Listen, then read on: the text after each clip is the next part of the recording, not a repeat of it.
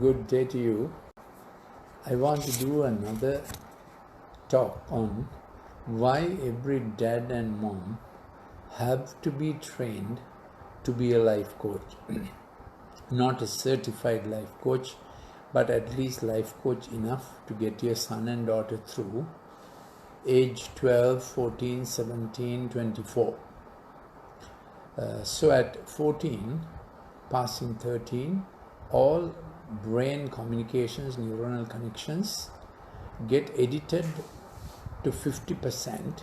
So what they will have is what they have been doing before the age of 13. This is why you have to have a drastic reduction of their digital life before the age of 13, which is the time during which time they have to wire the brain brilliant enough for their future career. So passing 14, they will go for peer pressure and they will be closer to the peers than you. So dad, mom, you have to be closer to them at the age of 14, pretty close to them. So when they are going through this portal of adolescence, they will believe you more than the digital screen or the peers. So I have said this before, that the digital screen is intentionally done to get kids into selfie mode, away from parental influence, and that's how it works. So the thesis I pitch is, in the child's spirit, he knows complementations. That's how siblings grow. That's how parents teach them to go. So in that world, in that mode, in that worldview, all can thrive. But when they get into the competition mode, which is the survival pathway that is there in the brain, and which is how the peril risk stimulation of the digital screen will drive them, the peril survival thrill risk pathway will get them into competition mode, flight, fright, and fight. But I want to suggest to you, human life, family life, education, work life had an original design of where all can thrive. All lives matter. All can thrive. Blue lives matter, black lives matter, white lives matter, yellow lives, all lives matter. Not only that, others matter as much as me was the presentation, because we had to live in family. So this is how our prefrontal cortex wires for empathy. Now, the prefrontal cortex, the dorsolateral part of the prefrontal cortex. Dorsum is top, lateral is the side part of the prefrontal cortex, will be properly wired by doing verbal processing and plan management from day dot. Day dot is when mom conceives the little fellow in the womb. As the fetus is growing inside the womb, he learns engagement from what mother engages. So we all doctors and medical students are familiar with the old usage, maternal deprivation syndrome, which affects physically the child, that is, mother could not give the attention mother needs to. So the reason for attention deficit hyperactivity disorder is no attention, no bonding from the mother's womb. So this is why I always tell pregnant moms, even when you are walking, even when you are working, please keep attention with your child, sing to the child, be intentional about directing your thoughts and speech to the child. Then of course, when the child is born, you do infant directed speech ideas to the child. The baby talk is very necessary, because in the first 6 months, babies learn from smiles, facial impressions, grimaces, facial movements, and closer you are to their face, the more they learn. You put them on a screen, you lose the baby's most important, impressionable first 3 years. So the American Pediatric Association says, don't give the screen at all in the first 3 years. That is medical advice. I am Dr. Lalith Mendis. My last substantive post was as the head of Department of Pharmacology in a state medical faculty in Sri Lanka. I have done COVID science clips. I have done resonance science clips like this. and digital science clips, which is my last research area. I'm also published on PubMed on migraine, irritable bowel syndrome, and some other pharmacological topics like NSAIDs, low-dose aspirin, and so on. But this talk is for every dad and mom, the necessity for them to be a coach. So when kids have a design in their brain, they go for verbal processing, that is, the planning management track is more active. Then traffic, that is neuronal traffic or neurological traffic from left to right brain through the corpus callosum, which is the middle thing, increases, and the child becomes a regular learner because his basis of learning is studying words, thinking words, and doing it with words and management and language. That's the way you learn management. Now, dad and mom listening to this, you have to be coach for your family, please. Otherwise, when the child shows inattention, impulsivity, and hyperactivity, which are the three main features of ADHD, attention deficit hyperactivity disorder, you will rush to a doctor, and those who do not know the real cause will give you drugs, particularly a drug called methylphenidate, and one of the brand names well known is Ritalin. And this is what we are trying to do, get the children out of drugs. Particularly drugs they say can manage behavior. Drugs can't manage behavior. So what people knew in the profession who worked without drugs is empathic learning therapy, the pioneer of which was Professor Daniel Amen. Yes, that's the Amen, he's a Hebrew chap. And then what we have innovated is empathic motor therapy, that is more grips and ropes you do with a kid from about the age of 7-8. Kids come to our empathic motor therapy center in our Colombo Empathic Learning Center. I am the founding director of that. And when they go through grips and ropes, I hope I'll be able to show some clips for you sometime on these talk times, and then they wire their brain properly, the managing, planning tracks. So we must balance imagination with the doable. Then there's another set of children who for some reason are brain wired to be pictorial processing, which is predominantly a right brain activity, as the physical right brain this is. And in that physical right brain activity of pictorially processing life, they get on to understanding pictures, thinking pictures, communicating through pictures, planning through pictures. Now, before the onset of the digital screen, 30% of kids were born like that. They were always there in the class. They find it difficult. Language time is difficult. They don't pick up language well. They will say they hate mathematics, but they are good in art, graphics, kinesthetic activities. They are quite happy to play. So when they were 30% were pictorial processing, but while and they were about 70%, they had a preponderance for pictorial processing, but 30% they could do management somehow. Now understand the percentages. I think I might confuse you. Now, before the onset of the digital screen, 70% of kids were dominantly word-based.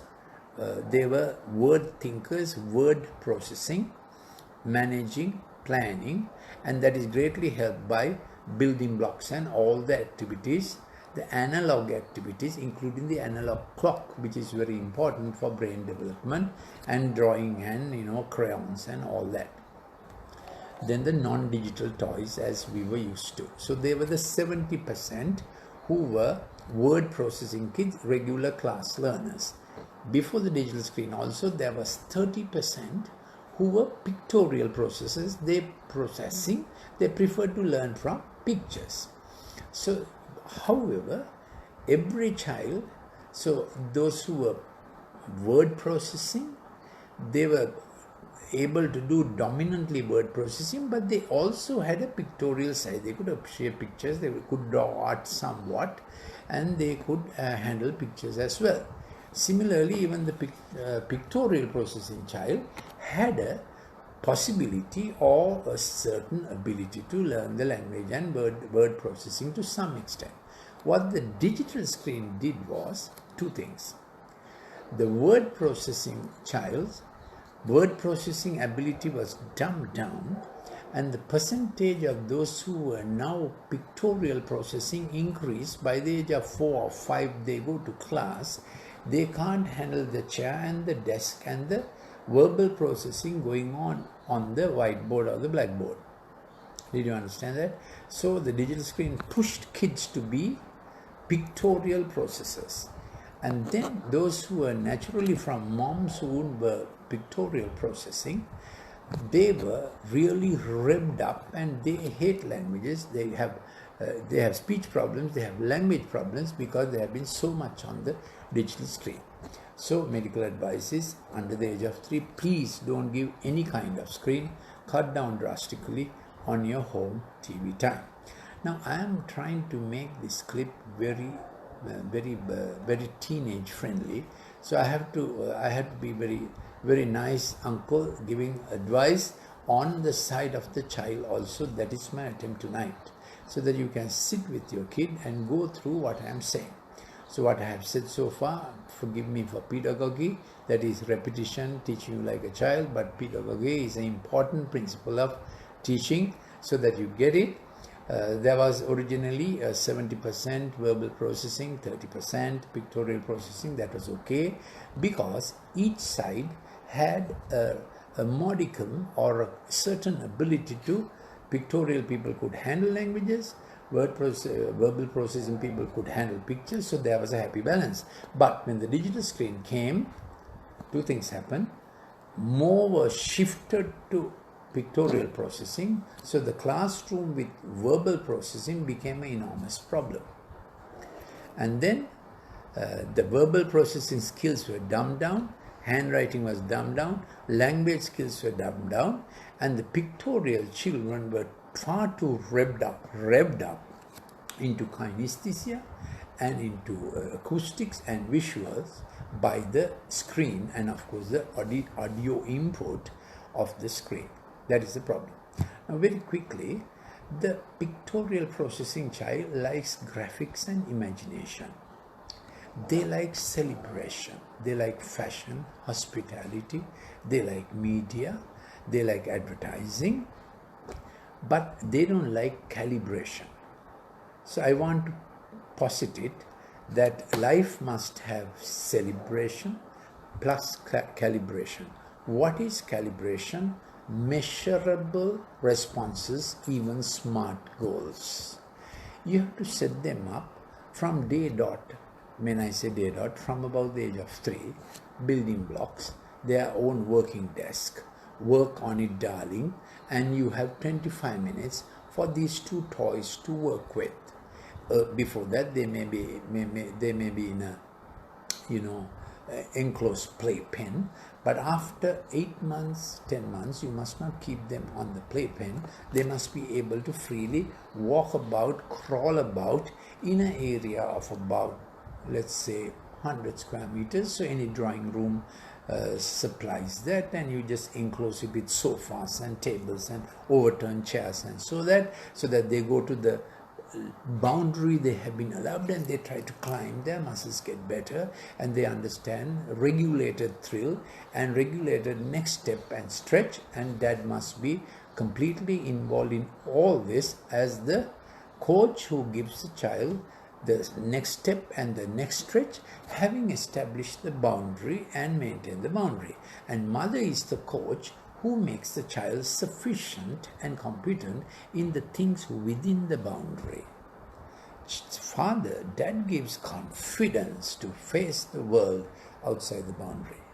Now, if dad is absent at home, missing, abusive, aggressive, the child doesn't have no confidence to face the things outside his limit and boundary. He doesn't go out, he crawls inwards. I'm afraid. That's how he says. Mother make it all she can by making the limits inwardly day by day secure, provide provision and so on. But what dad is needed for that next step, next stretch, confidence, competence, I can do this. Otherwise, the little fellow, even when he can do something very well, art or craft or his toy car or whatever, cricket bat and all that, he does not feel competent and confident unless dad is in it. So dad and mom, you have to be coached together. Before the age of 3, mom does a lot. By the time 3, 4, 5 is coming, dad has to do more and more. So I have told all dads, when you come home by 7 p.m. to 9 p.m. is the most important career of your life.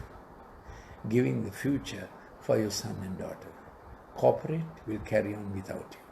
They will hire you, they will pay you perks, they will also fire you.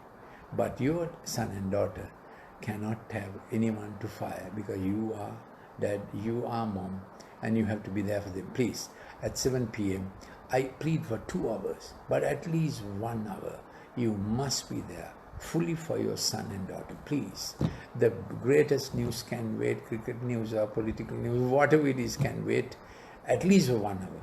2 hours is better.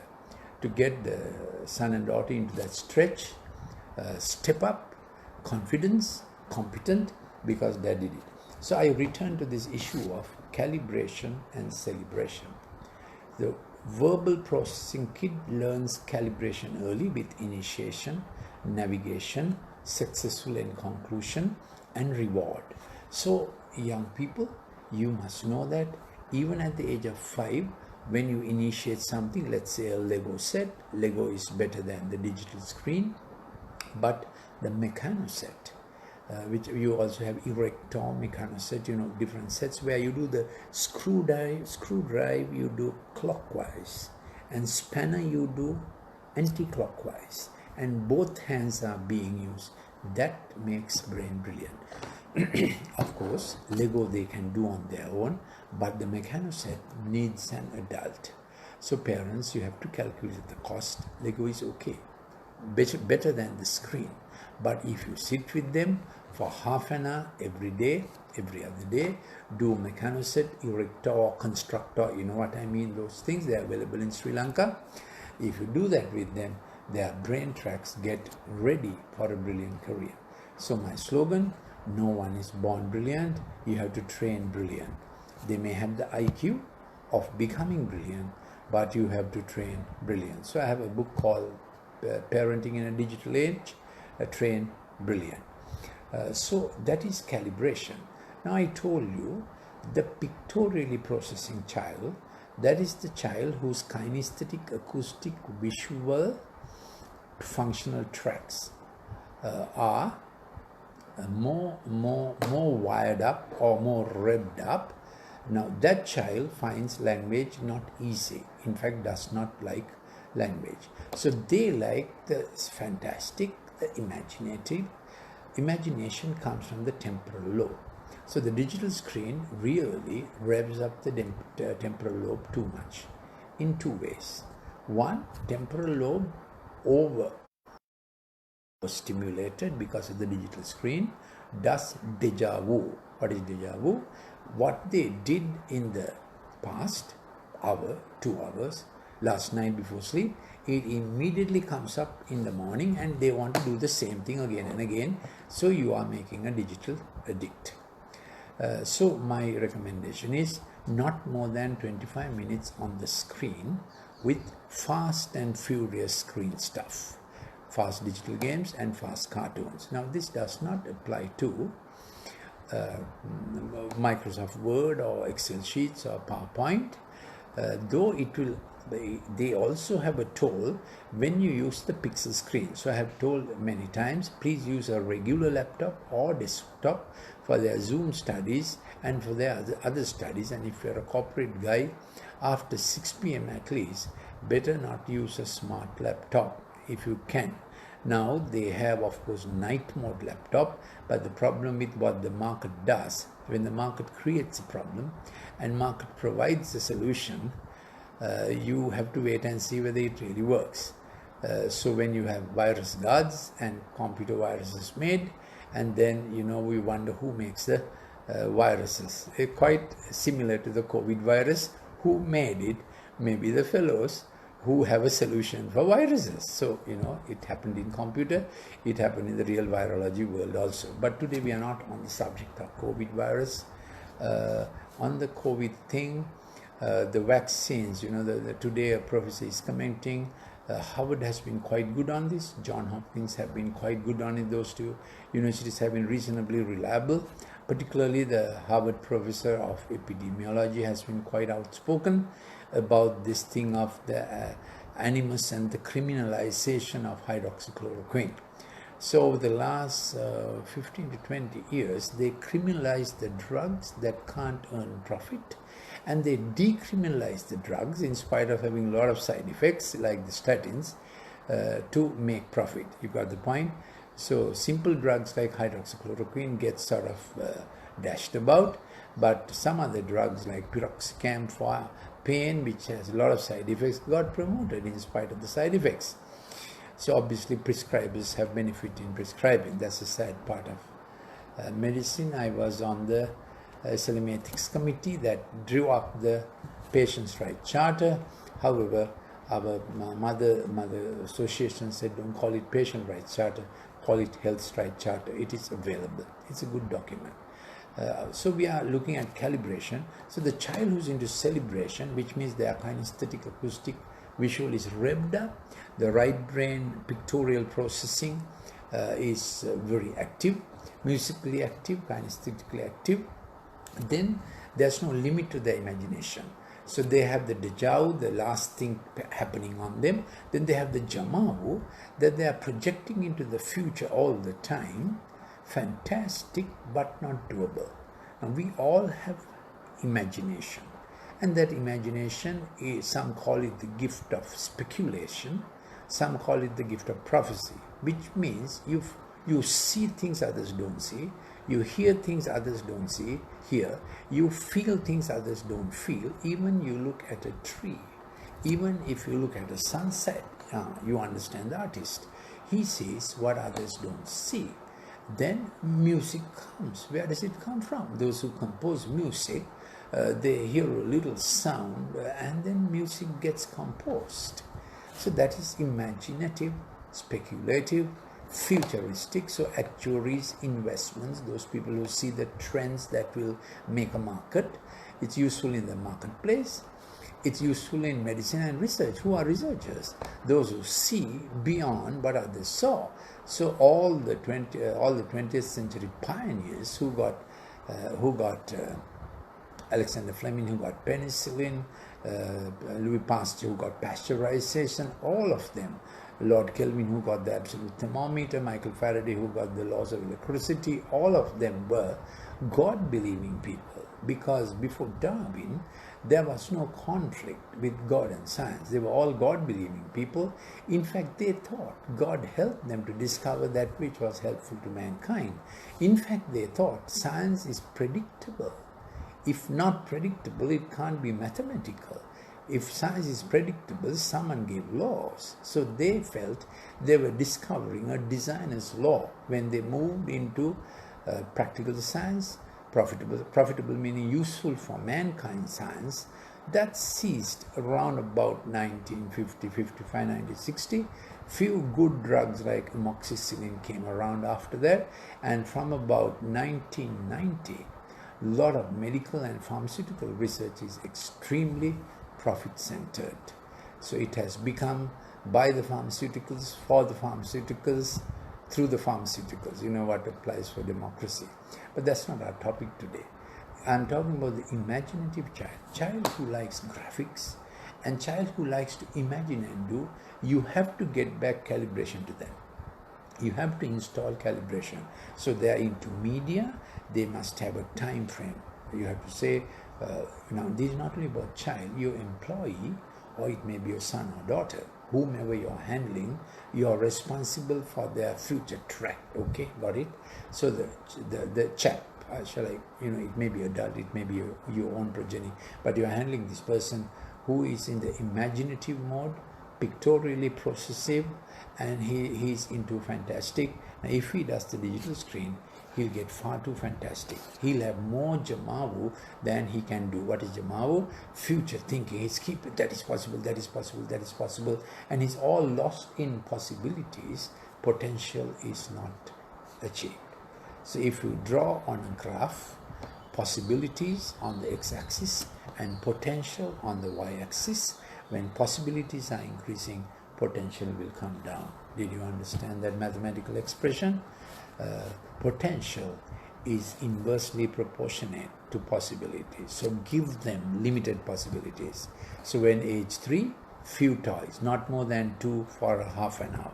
Don't put 20 kind of toys in his presence and you vanish. That will not do. He meddles with this, he meddles with that, he meddles with the other.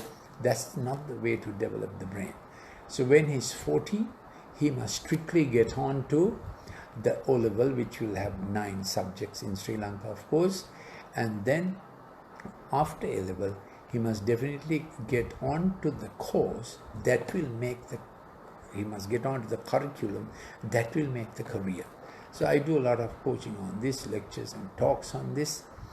Please WhatsApp to me at +94 77 49 59 214 to send you some of my diagrams and so on about how to get your child's maximum from 14 to 17.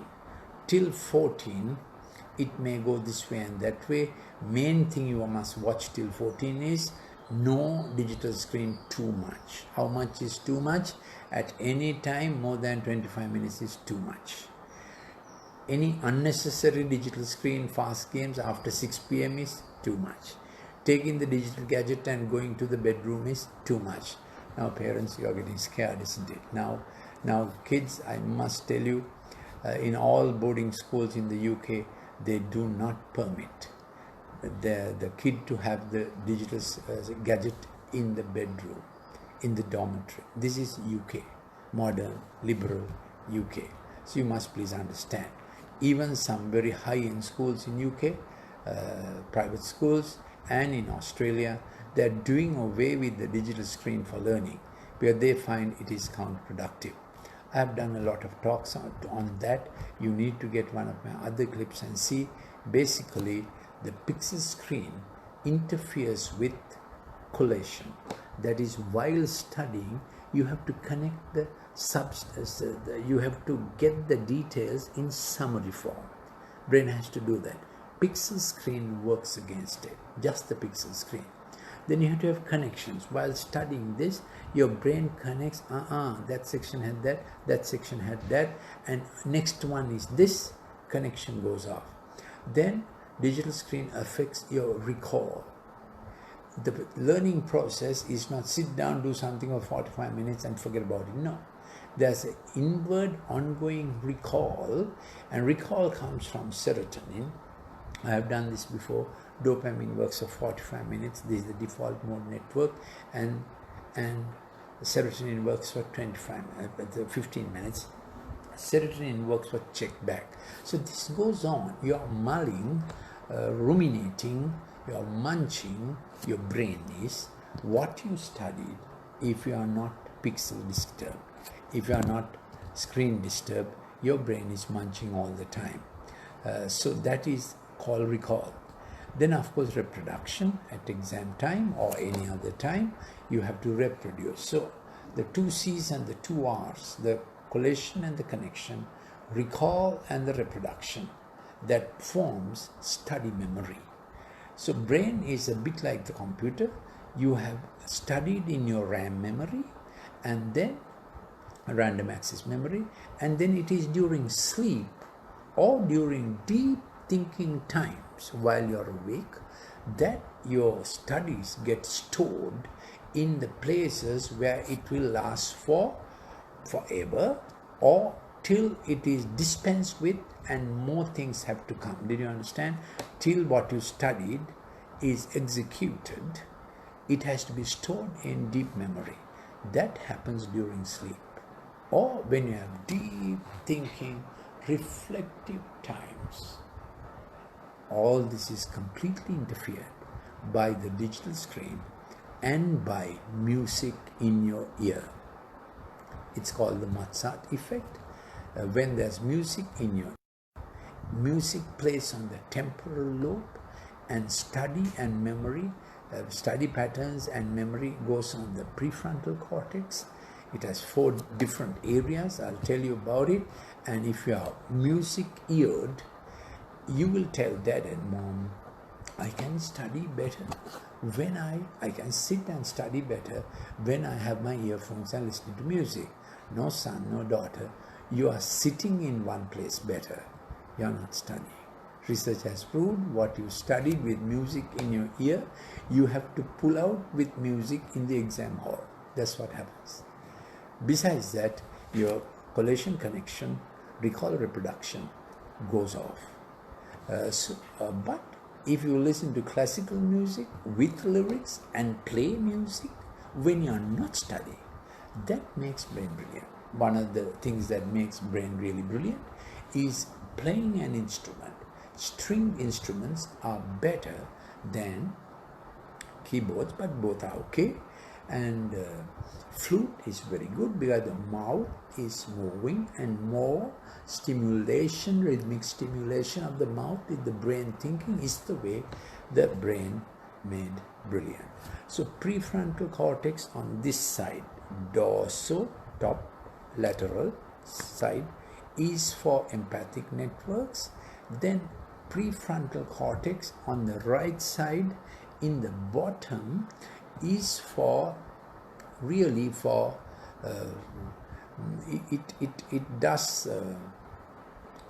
it coordinates unnecessary physical excitement. It is very necessary. Then the prefrontal cortex in between, it's called the medial side, prefrontal cortex, does reality testing and tells you this is doable, this is not doable. Now all that gets dumbed down when you're on the digital screen. You don't have to listen to all this, but for some of the young chaps who come to see me with the parents, they obey the science. They don't obey kids. They don't. They are quite offended, and they are quite knowledgeable, and also. Teen years are Einstein years. Everybody is Einstein in teen years. You know that. Then all that gets dumbed down, and what gets wired up is the ventral or medial surface of the brain, the bottom part of the brain in the prefrontal cortex. That part is connected a lot with the amygdala, hippocampus, and hypothalamus, which works on emotion. And the last perilous thing that happened, peril, thrill. So the child gets into peril and thrill. I have described this before. That is called the bottom-up mode. When the bottom-up mode is going, they are always living in the last thing and in the next thing. They are not living in the present. You got it? They are fantastic.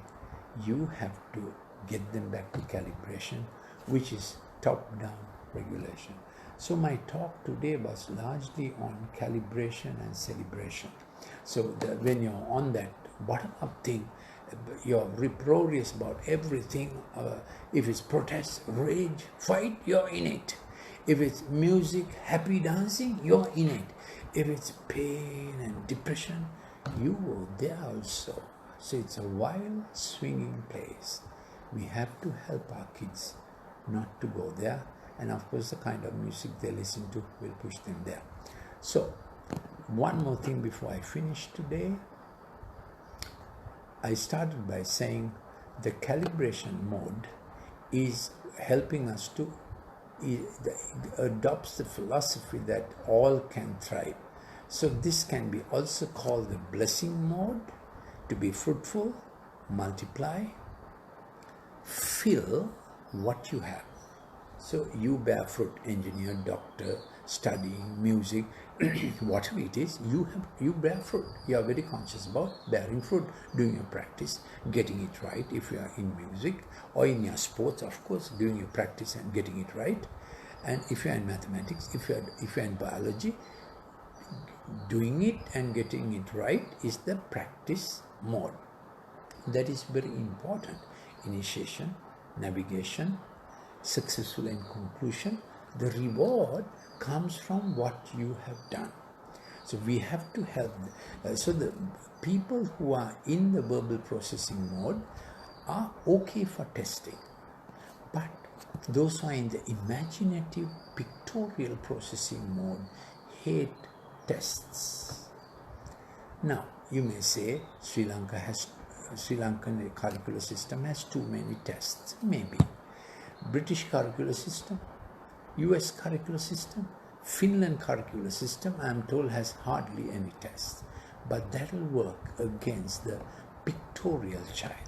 He must not have too many tests, but he has to have that he will be accredited and attested.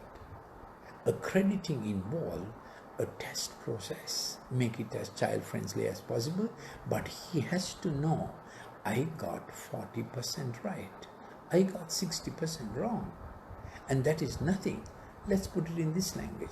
I got 40%, but the other 60% I need to improve. That is accrediting and attesting. You attest him 40%, and you say, other 60%, darling, say whatever you want, you must improve. You can improve. Okay, drop the must language. You can improve. You can go brilliant. If you don't have that measurement, they will have no reward incentive. In fact, they will be an anti-reward incentive. Example, look at Sri Lankan schools, all back to normal. Look at British schools, can't get it back to normal. Teachers are protesting. We will get COVID from kids. Research has proved it is not true. More likely, kids will get COVID from a child. It's such a problem getting schools back. Then look at city centers. Colombo and other cities in Sri Lanka are waiting to get back into business. Workmen are waiting to get back into. Why? They don't get paid until they work. British Welfare Society, they think Mother Britannia will somehow provide their, as they call the COVID cost. Someone will foot the COVID cost. So they don't want to work. They want to work from home and not work at all. So this is the beneficial welfare system playing. I'm addressing the imaginative, speculative child who is doing deja vu, the last great thing, and celebrating that, driven by that, and he's doing Jamavu. Oh, it's going to be fantastic. But he has to have every day 20% doable, 50% doable, 50% to do. Did you understand that? Let it, if you want to let it do like this, 1/3 celebrating for what it was, 1/3 actually doing what can be measured. This is important. And then another 1/3 planning to do. But if we don't get this, they'll all have grand ideas but not occupying themselves.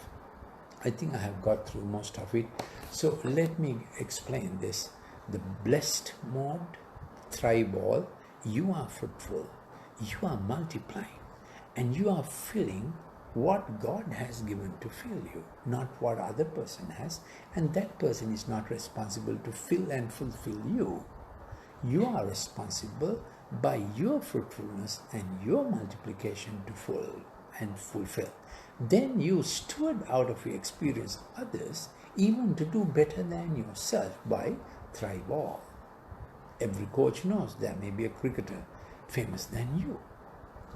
Isn't it? There may be a medical student who becomes famous than you, a better consultant or does more research than you, but you taught him the research process.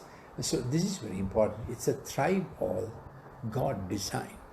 But if we get on to the protests, confrontational, I don't have to be fruitful, I don't have to multiply, I don't fill the part I have to fill. I only fight for dominion about things I don't have. Dominion is there. Having been fruitful, multiply and fulfill my family, my workplace, my profession, we steward others in the same direction, helping them as far as we have come, and they take off more than we have come. and then dominion on the things that are actually obstructing this process. But what's happening now? People are quickly getting into flight, fight, fright, protest and rage. What's the reason? It is easy to it is habitual to operate in knee-jerk reactions. That's called the survival mode. I told you the ventromedial part of the prefrontal cortex goes into the amygdala. Amygdala does last bad thing, last thrilling thing, last happy thing, last heroic thing, last risk port. It doesn't have to have management. How much I achieve doesn't come. Accreditation doesn't come. Attestation doesn't come. And finally it becomes an anti-reward thing. More I destroy, more I'm nasty, and more painful, more violent. It's a brain process. It's big time trouble for a nation that has operated like that. But my immediate concern is not the political influence or the political sphere, but the family sphere. Please, dad and mom, you have to be your child's coach. So today I pitched a lot about how you can be. I gave you a few, easy take-ons that you can. I was not too deeply medical, I hope. And this book is something you must read. This is my last short book. Let's be screen smart. Dad can, mom can. You can read it together with your kids. This is just 200 rupees. We can send you by post if you send us your address to +94 77 49 59 214. Just one more thing. The children and the colors. I like to take the colors of the rainbow just as an illustration. So violet is the kingly color. Kings were violet. Red is the danger signal. So some kids really, they are wired to detect danger, and they call alert, and in time they become whistleblowers in medicine or whatever. Red is seen from far. Then all children must have the violet part, which is the kingly role or the leading role, the ability to take authority where you take authority. Did you understand? So red says stop. Violet says let me give direction. So both of these must be cultivated. If the red is not there, children will plunge into all kinds of sexual experiments with no sense of danger. So God is wise. He gave us VIBGYOR, violet. Then the indigo is that nature of the speculative, the imaginative, I for imaginative, I for indigo. I'm doing just an allegory illustration, okay? Then the blue, that nature that easily mixes and spreads. It's easy. Blue is easy. Easy to the eye, used in hospitals, blue is easy. Then comes the green. Green are the life givers. They're the life of the party. They are hospitable people. They create celebration. They create bonhomie. They create connectivity. Then comes the Y, yellow. Those who get research wisdom, I like to call it. It's a wisdom that others haven't seen. They acquire knowledge that is very useful. Some are gifted like that. I believe God is fair to all. He will give you one dominant nature, but well balanced in the others. Then comes the orange. What does orange say? The preparedness. Though there are even in the family, there are people who get ready before time. They are prepared. Also, they are ready to stop or they are ready to go. So they are very useful to have in an organization. They are handymen. They are prepared. They are easy. Their personalities are often sanguine, which means they can merge with this thing or with that thing. So they provide that. So I hope that little rainbow color explanation helps you to understand your kid, helps you to understand yourself, isn't it? In the things you have to lead, you have to lead. So maybe you list down the things you are involved in. You do a color coding. Do you see red anywhere? What have you must lead? What is it that you must lead? You can't give up on that. Particularly on your own family members. What you have to lead, you have to lead. Of course, in our time, our fathers led us like army commanders, and we just said, yes, sir, and we did it. But nowadays, you have to be a coach, you have to be a poet, you have to put it in nice language, you have to go around about the bush and all that, but still, you have to lead. You can't give up leading. In between comes other colors. Thank you for listening. We'll meet again on a talk like this.